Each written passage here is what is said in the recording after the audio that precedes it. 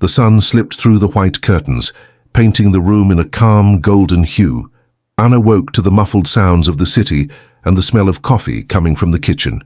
Gabriel was there, clumsy as ever, trying to balance a tray. "Sunday surprise," he said with a crooked smile and sleepy eyes. They ate together on the balcony, their feet brushing beneath the table. The radio played an old song, and Anna thought for the 1,000th time that this was the kind of love that seemed to last forever. They talked about trips, about children, about a little house with a garden. He promised to teach their future dog to fetch the newspaper. She promised not to laugh at his attempts. Everything felt too simple not to be eternal. But there was something, a brief silence, a look that slipped away. When Anna asked if everything was all right, Gabriel changed the subject, kissing her forehead. She laughed, taking that kiss as an answer. Love, she believed, was built on faith, and she had enough for both of them. By late afternoon, lying together on the couch, she felt her heart at ease. The world outside could wait. That Sunday, the future smelled like coffee and tasted like a promise. If you're enjoying the story, leave a like and subscribe to the channel to follow the next videos. Monday dawned grey, but Anna still carried the warmth of Sunday within her. As she got dressed for work, she sent a simple message. "Have a good week, love."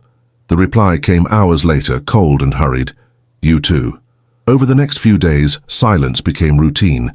Gabriel seemed distant, even when they were side by side. The easy laughter had turned into short conversations. The touch that once came naturally now felt rehearsed. Anna tried to understand. Had she said something wrong? Was he just tired? But every time she asked, he smiled and changed the subject, avoiding her eyes as if afraid she might see too much.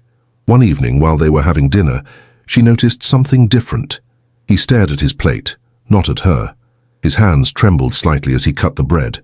Anna wanted to speak, maybe even scream, but her voice was trapped somewhere between fear and hope. "Gabriel, are you still here?" she asked softly. He looked up, startled, as if the question had echoed inside him. Then he smiled, that same familiar smile, but empty now. "Of course I am." But the words had no life in them. That night, Anna struggled to fall asleep. His arms still wrapped around her, yet the warmth was gone. And for the first time, she felt something between them begin to fade. Slowly, quietly, like a light dying out. The following days seemed to drag time itself. Gabriel left early, came home late, and the apartment that once breathed life now felt hollow, as if the air itself was afraid to make a sound. Anna counted the hours by his footsteps, every arrival, every departure, every silence that stretched between them. That Friday, he didn't come home. The clock struck midnight, then 2 in the morning. Anxiety mixed with exhaustion until she finally fell asleep on the couch, phone in hand, hope still flickering. When she woke, morning light flooded the room. His coffee mug sat empty on the table. His coat was gone from the hook. On the counter, a folded piece of paper. Anna's heart began to race before she even read it. "I need to find myself. Don't wait for me." 2 sentences. No explanation. The ground seemed to pull away beneath her feet. The air grew heavy, the sound of the world distant. She tried calling a number out of service, texted. No reply. She ran to the bedroom, opened the closet. Half of his clothes were gone. The cologne, the watch, the guitar leaning against the wall, all of it vanished. Everything that had been him was now absence. Anna stood still for long minutes, the crumpled note in her trembling hands, feeling the cold bloom inside her. She wanted to scream, but the sound died in her throat. She wanted to cry, but no tears came. She just stayed there, emotionless, as if any movement might shatter what little of her was left. That morning, love turned into silence, and silence into a wound that refused to heal. The first days felt endless. The apartment, once filled with laughter and the scent of morning coffee, now echoed only the ticking of the clock. Anna moved through the rooms like a shadow, folding blankets, washing cups that no one would use, checking her phone even though she already knew there were no messages. His absence wasn't loud. It was quiet, like the soft hum after a song ends. At work, she smiled when people spoke to her. She answered emails, made coffee, attended meetings. Everything looked the same, except nothing was the same. Inside, she felt like glass. transparent, fragile, one breath away from breaking. One evening, as the city lights shimmered outside her window, Anna finally allowed herself to cry. Not the quiet tears she'd been holding back, but deep, raw sobs that came from somewhere beyond words. She cried for the breakfasts on the balcony, for the trips they'd never take, for the promises that dissolved into ink on a piece of paper. When the tears stopped, she sat on the floor, exhausted. For the first time, she realized something painful and true. She had loved him with everything she had, but he had already been leaving long before he walked out the door. Days turned into weeks. The plants on the balcony began to wither, but Anna didn't throw them away. She watered them, quietly, steadily. She didn't know why, but watching them live made her believe that maybe she could too. One Saturday morning, she went to the cafe where they used to sit. The waiter recognized her but didn't ask where Gabriel was. He simply smiled and said, "Your usual?" She nodded.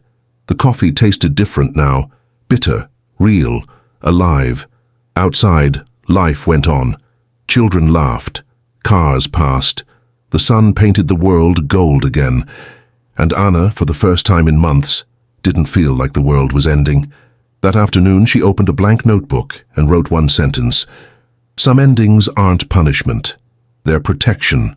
She didn't know what would come next, but for the first time, she wasn't afraid to find out. She closed her eyes, breathed in the warm air, and whispered to herself, not a goodbye, but a beginning.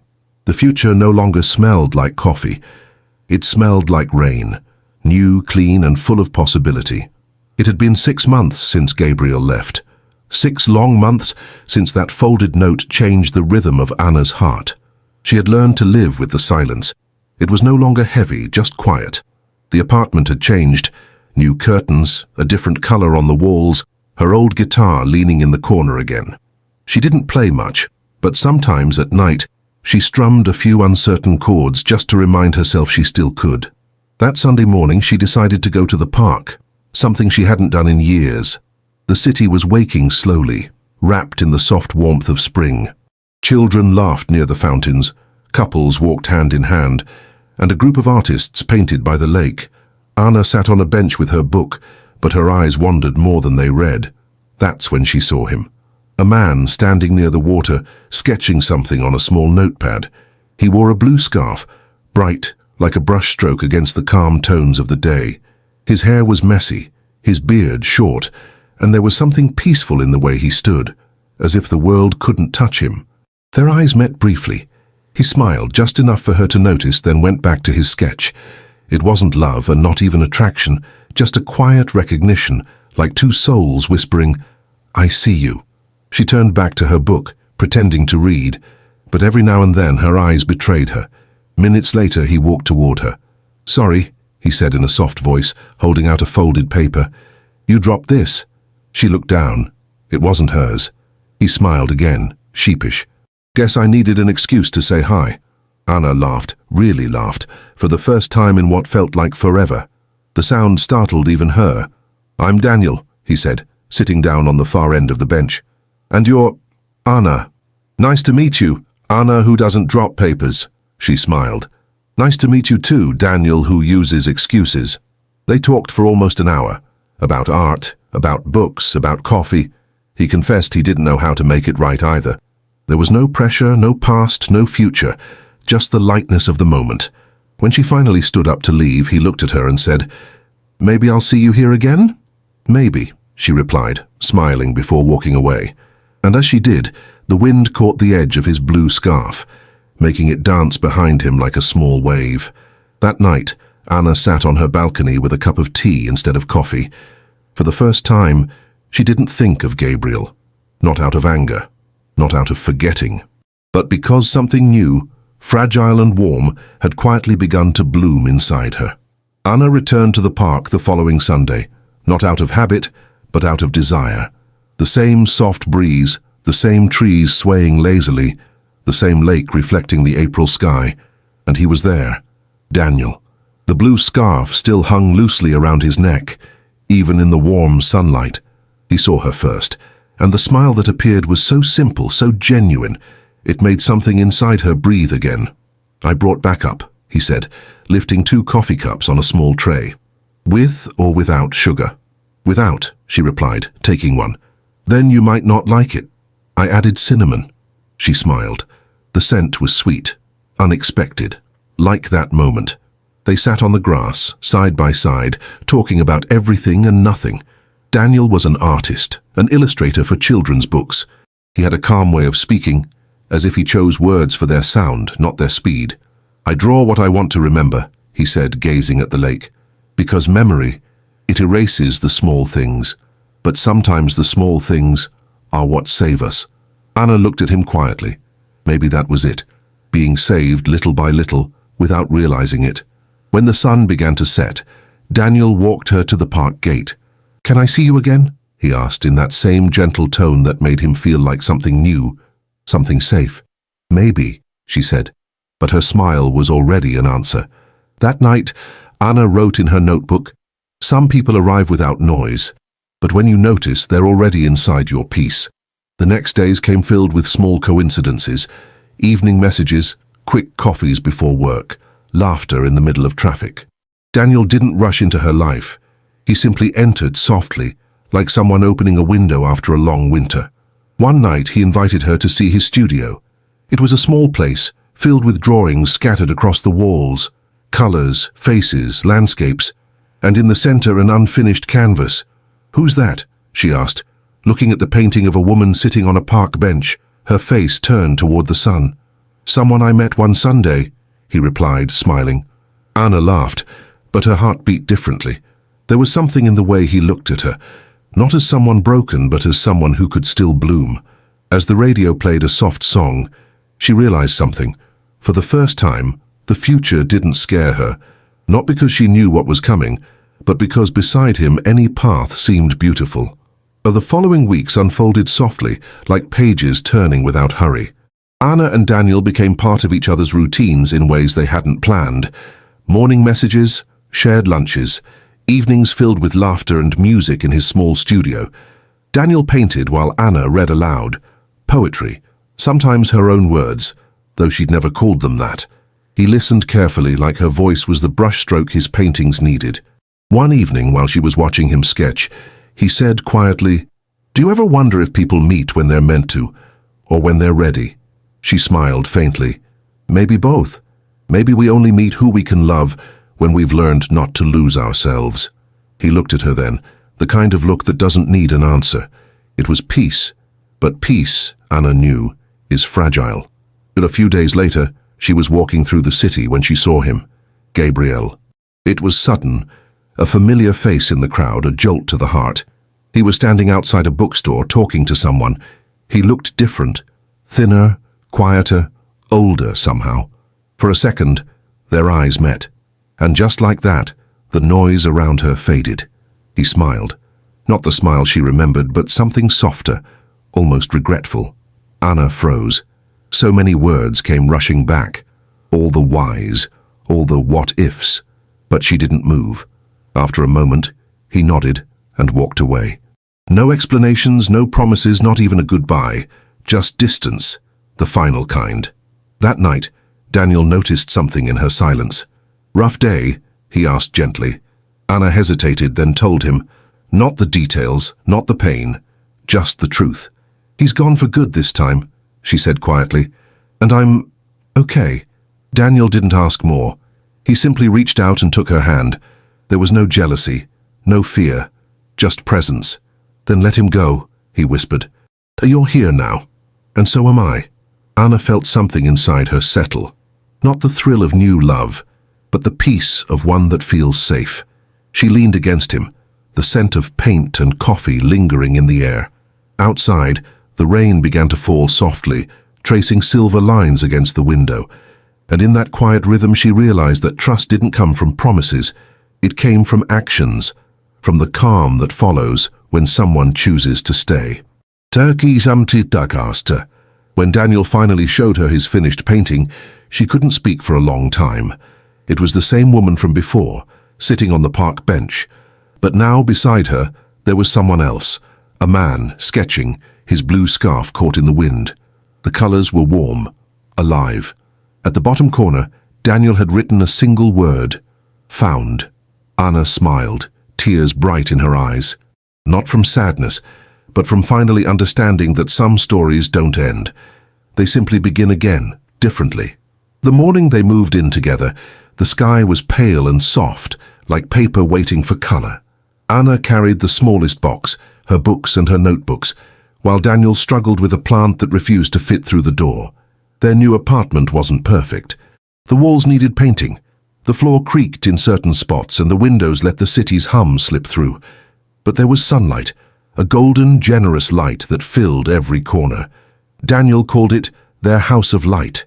Anna liked that. They spent the first day surrounded by half-open boxes and laughter. Every object had a story: a cup from her mother, a record player from his grandfather, photos from places neither had visited yet, but dreamed of seeing together. At dusk, they sat on the floor eating pizza from the box, their legs tangled, music playing low. Daniel looked at her and said, "You know, this doesn't feel like a beginning. It feels like we've been on our way here all along." Anna smiled. Maybe we were. Days turned into weeks, and their lives slowly found rhythm. He painted in the living room, leaving small smudges of color on the floor that she never cleaned. She wrote by the window, her notebooks filling with fragments, not about heartbreak anymore, but about peace, tenderness, and the quiet courage of loving again. Sometimes, in the early morning, she would wake to find him watching her. "What?" she'd whisper, sleepy.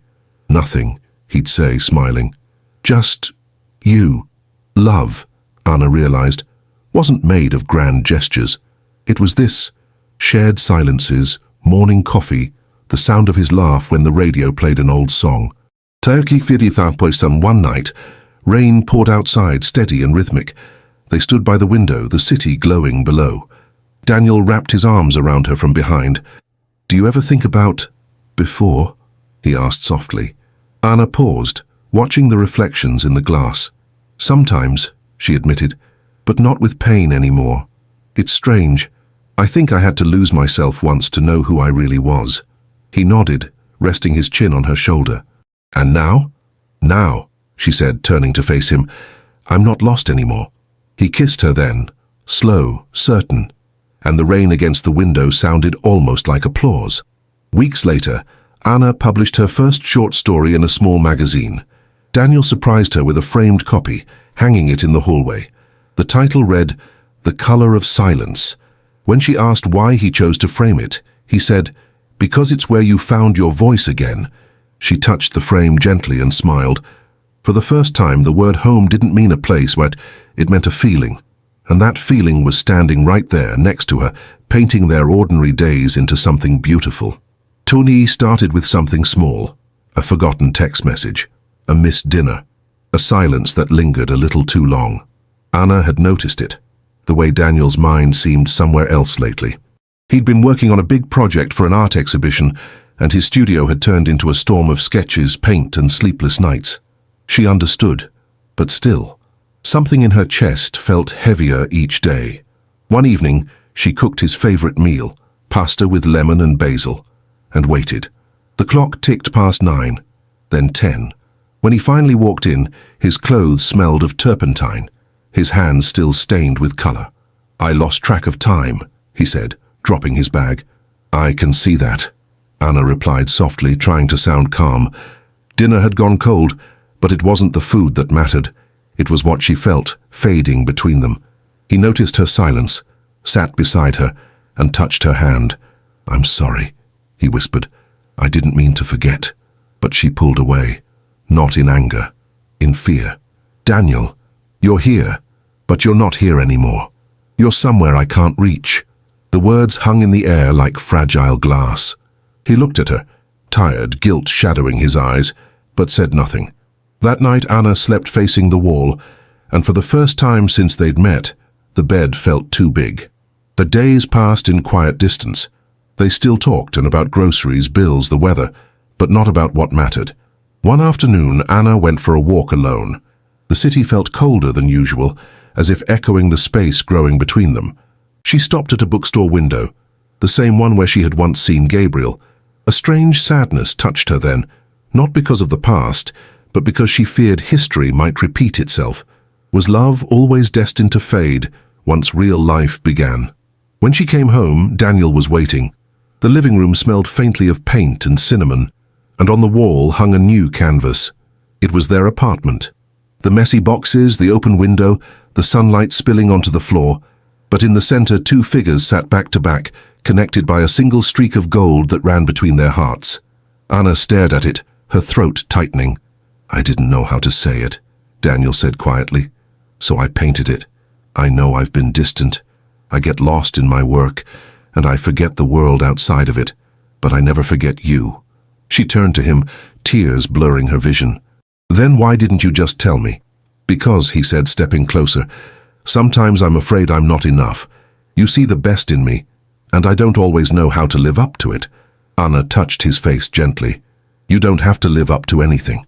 You just have to be here. That's what love is, showing up even when it's hard." He nodded, his eyes glistening.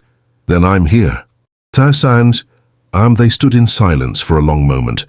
2 people who had almost lost the thread of something beautiful, now finding it again. When he finally held her, it wasn't a grand gesture. It was simple, real, the kind of embrace that says we're still learning but we're not giving up. Outside, the evening light softened, slipping through the curtains in shades of gold. Anna leaned into him, her heart steady, her voice barely above a whisper. "Let's keep building," she said, and he smiled, resting his forehead against hers. "Brick by brick," he whispered. The rain had stopped during the night. When Anna woke up, the apartment was still, the kind of stillness that feels alive, like the world was holding its breath. Light filtered softly through the curtains, painting everything in shades of gold. Daniel was already awake, sitting by the window with a cup of coffee in his hands. His hair was a mess, his eyes half lost in thought. For a moment, Anna just watched him. The gentle rise and fall of his chest, the quiet rhythm of someone who stayed. And that, she thought, was love. Not the grand declarations, not the promises, but the choosing, every single day, to stay. She got up, pulled one of his shirts over her shoulders, and walked toward him. "Morning," she whispered, her voice still heavy with sleep. He turned, smiling that soft, tired smile that always felt like home. "Morning," he said. "I made coffee. It's not great, but it's warm." Anna sat beside him, their shoulders brushing, and took the mug. They didn't need to speak. The silence between them wasn't empty anymore. It was full of everything they didn't need to explain. Outside, the street slowly woke up. Footsteps, laughter, the sound of a car door closing. Inside, they stayed wrapped in that quiet space where the world couldn't reach them. Daniel leaned his head on her shoulder. "You know," he murmured, "I was scared that night. When you didn't say anything, when you pulled away, I thought I'd lost you." Anna smiled faintly. "You didn't.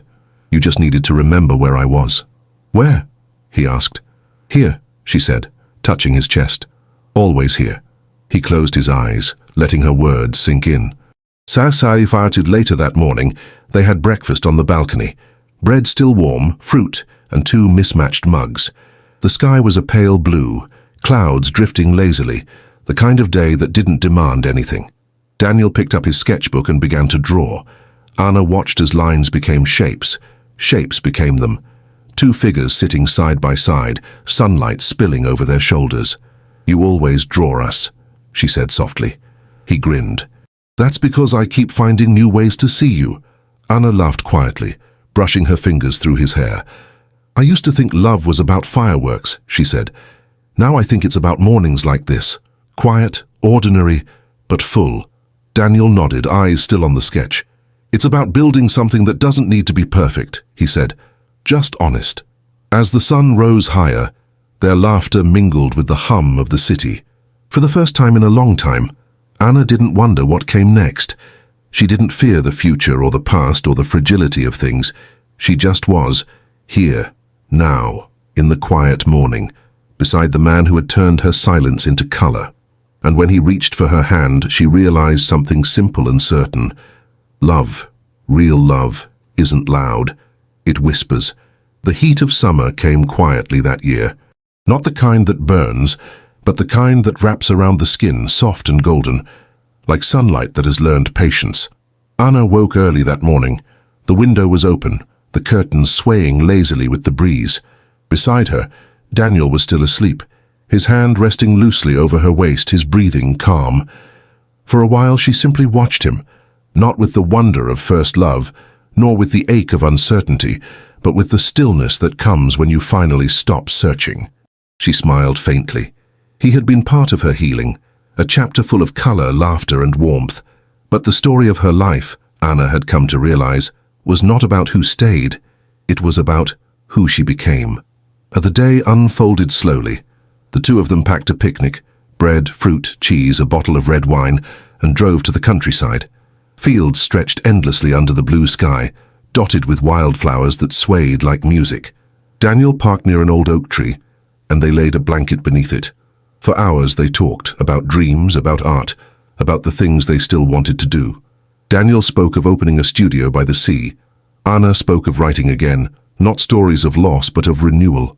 "I think I want to travel," she said, her eyes following the horizon, not to escape, but to see, to feel the world again. Daniel smiled, the wind playing with his hair. "Then you should go." She turned to him, surprised.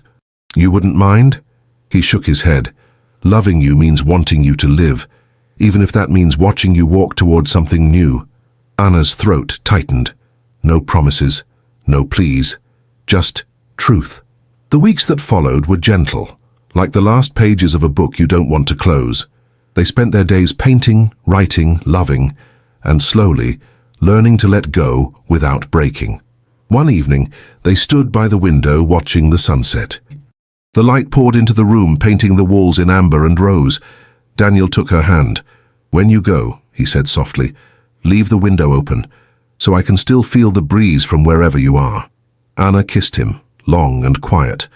"I will." A summer arrived fully, golden and alive. The day she left, the city felt different, as if it were exhaling with her. Her bags were light, her heart lighter still. Daniel drove her to the station. They didn't speak much, they didn't need to. When the train's whistle echoed through the air, he turned to her.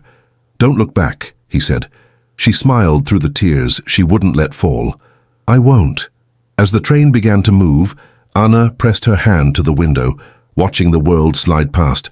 Trees, rooftops, skies turning into possibility. Ça du feu, or for days she traveled, through towns that smelled of rain and coffee, along coasts where the sea sang in languages she didn't know. She wrote in notebooks, sometimes a sentence, sometimes just a word. Each place gave her a piece of herself back, a laugh from a stranger, a sunrise on a quiet beach, the way her heart beat when she realized she wasn't lonely, only free. She learned to be alone without emptiness, to love without needing to hold, to exist without explanation. Months passed. In a small coastal village in Portugal, she rented a little white house by the cliffs. Every morning she watched the ocean stretch endlessly before her. Sometimes she painted. Sometimes she just listened. Her first book was finished there. The Color of Silence. Not a story about loss, but about becoming. About a woman who thought her heart was broken and discovered it was just opening. When the publisher called, her voice trembled with disbelief, but deep down she wasn't surprised. The words had always been waiting. She had just needed to live enough to write them. One afternoon, as the sun dipped low, Anna walked to the edge of the cliff with a cup of coffee in hand. The sea glittered below, the sky burning orange. She thought of Gabriel, the ache that had once defined her. She thought of Daniel, the kindness that had rebuilt her. And she thought of herself, the woman who had learned that endings aren't failures. They're simply places where something new begins. She smiled to the horizon, her hair catching the wind. For the first time, she didn't feel like she was waiting for anything. Not love, not peace, not the next chapter. She was the chapter, and it was enough. When night finally came, Anna lit a small candle by the window, a habit she'd never let go of. Somewhere, she hoped, Daniel might see the same moon and know she was well. The ocean breathed below, calm and endless. She whispered softly to herself, a promise, a truth, a closing line. I have found myself in the quiet. I am no longer a story about someone who left. I am a story about someone who stayed, right here in the light. And as the candle flickered, the wind carried her words out to the sea, not as a farewell, but as a beginning.